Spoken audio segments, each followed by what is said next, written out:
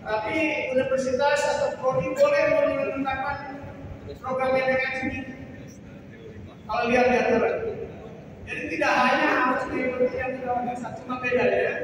Kalau yang ditawarkan bisa dari bulan PPL maka kerja praktek, kemudian pertukaran mahasiswa mengajar di kampus, penelitian di kemudian kegiatan kewirausahaan, proyek kemanusiaan dan pembangunan desa.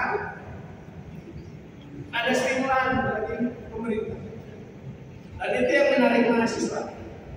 Jika daftar kadang-kadang akan terkontrol, yang penting dapat. Tapi tidak semua bisa. Yang tidak bisa kan banyak. Yang tidak bisa gimana? Dikembangkan MBKM oleh prodi atau oleh fakultas atau silakan. Yang penting bahwa SKS. Pengalaman dulu tahun pertama hanya dari 10.000 mahasiswa atau 20.000 mahasiswa hanya 8.000 yang itu, sehingga ikutnya turun. Nah, gimana caranya supaya masuk? Ternyata boleh menggunakan bahkan program PPKN sendiri di prodi masing-masing. Jika tidak ada masalah kita ikut PPKN di semester 5 dan 6, sehingga semester 5 tidak ada mahasiswa yang kuliah, semuanya di lapangan. Dosen-dosennya membimbing ke lapangan, sehingga akhirnya bisa terpenuhi. Bisa 20 atau 40%. Cuma memang sayangnya karena kita mata kuliah belum sains sebagai program online, maka kita mengkonversi mata kuliah. Lucunya, setiap mahasiswa ikut 20 SKS atau 40 SKS, mata kuliah yang ada dikonversi. Dan dari mitra kita kasih sejauh A. Jika tak apa, misalkan dari teknik, ngajar di kampus mengajar, ngajar di SD, di madrasah dulu. Yang tidak sejalan dengan keilmuan, tapi hasilnya dapat A. Maka 20 SKS atau bahkan 40 SKS. Akhirnya apa? Inflasi pelaut. Orang bertanya, apa benar sih urusannya mau sampai banyak begini? Makanya kalau kami di maaf ya, yang kami lakukan itu mendesain sendiri program PPKN yang sesuai dengan prodi karakteristik prodi masing-masing. Kalian ini contoh kompetensi untuk dengan karakteristik mahasiswa. Itu yang saya setuju tadi, dibangun bagaimana mahasiswa kita dibangun motivasinya untuk komitmen terhadap apa yang dibantu. Kebebasan peserta tidak memilih kompetensi yang diketahui. Iya, tak cem. Ini menawarkan sejumlah mata kuliah yang harus dilakukan. Pembelajaran tematik berbasis proyek. Kemudian pembelajaran melalui pengalaman, ini yang MBKM. Kemudian lebih banyak pada proses daripada penguasaan ilmu. Sistem ujian akan membuka mata dan pengetahuan kompetensi aplikatif. Kemudian belajar sebetulnya menjadi milik peserta didik secara bukan waktu. Dan terakhir, fungsi guru atau dosen adalah bukan sebagai penyampaian informasi pengetahuan, tapi sebagai fasilitator belajar. Jadi kaitan dengan pembelajaran. Nah, kalau DBM saya luas saja, tapi memang yang terlalu jadikan riset mahasiswa sebagai media riset dan juga untuk pendekatan dengan dosen. Kalau saya S1 itu paksa untuk publikasi.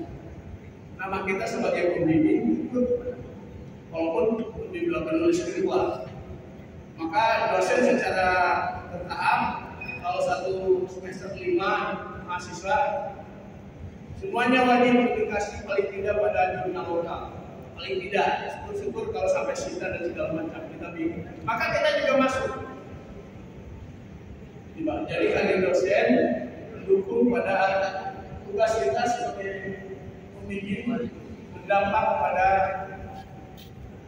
pengembangan karir dosen kita dan sisi akademik. Nah ini terkait dengan MBKM itu juga. Sekarang bagaimana dengan OB? Mari kita coba lihat. Masih ada waktu apa? Oke, Bapak sekalian, bagaimana kita mengembangkan kurikulum berbasis OB? Ini lihat. Kalau seperti ini dipanjangkan universitas yang tadi Islamic Technological University. Bagaimana kalau menjadi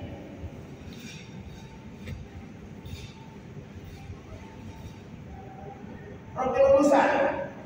Jadi dari tadi itu digambarkan profil lulusan. Apa profil lulusan itu? Program prodi kita apa?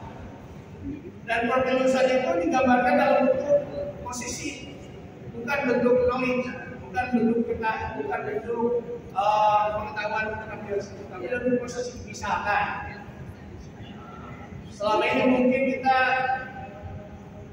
PAI bisa A, B, C. Tapi sekarang PAI itu lulusannya di apa?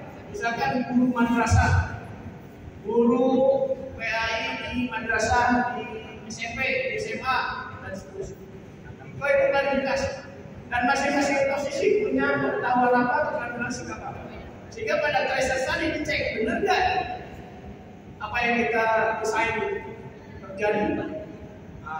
Mungkin selama ini kita tidak pernah care dengan lulusan, bukan lagi sejadinya membuatnya memiliki nama masing-masing. Gitu ya? Betul nggak? Kita ini kali-kali tidak care dengan lulusan kita. Begitu selesai kemadinya memiliki nama masing-masing. Nah dia barangkali dilupa dengan UBI. Kita harus punya kepastian bahwa lulusan kita ini posisinya A. Kalau kita desain ini keterampilan yang dimiliki. Nanti pada tracer tadi cek benar nggak lulusan kita pada posisi yang bagus. Kemudian turun ke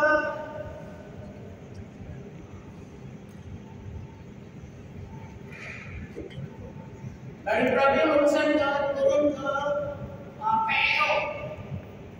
PEO itu adalah penjelasan tentang pengetahuan apa, keterampilan apa, sikap apa yang harus dimiliki oleh lulusan dengan posisi tadi. Tadi PAI jadi guru agama Islam SD, pengetahuannya apa? Keterampilannya apa? Sikapnya seperti apa? Itu PEO. Kemudian bisa bekerja di mana saja lulusan kita itu. Katakan tadi lulusan PAI sampai bisa di S2, S3, SD, SMP, SMA, SMK, madrasah dan seterusnya. Itu clear, jelas. Sehingga nanti kalau dicek pada akreditasi internasional, betulkah lulusan ini sudah percaya? Pada presentasikan jelaskan ini lulusan tahun sekian, ini kejadian ini. Demikian juga prodi-prodi lain. PAUD sebagai apa? Guru TK atau guru PAUD atau guru atau pengelola PAUD. Nah ini diteruskan pada CPO. PO baru turun ke CPO. Nah, CPO sudah kita sama-sama tahu. CPO itu nama lain dari pengetahuan keterampilan sikap yang dikembangkan oleh kita selama tahun ini. Namanya capaian pembelajaran lulusan. Apa kompetensi yang ini? Nah ini sebenarnya OB itu lanjutan dari KBK yang kita selama ini pakai KBK komputer berbasis kompetensi.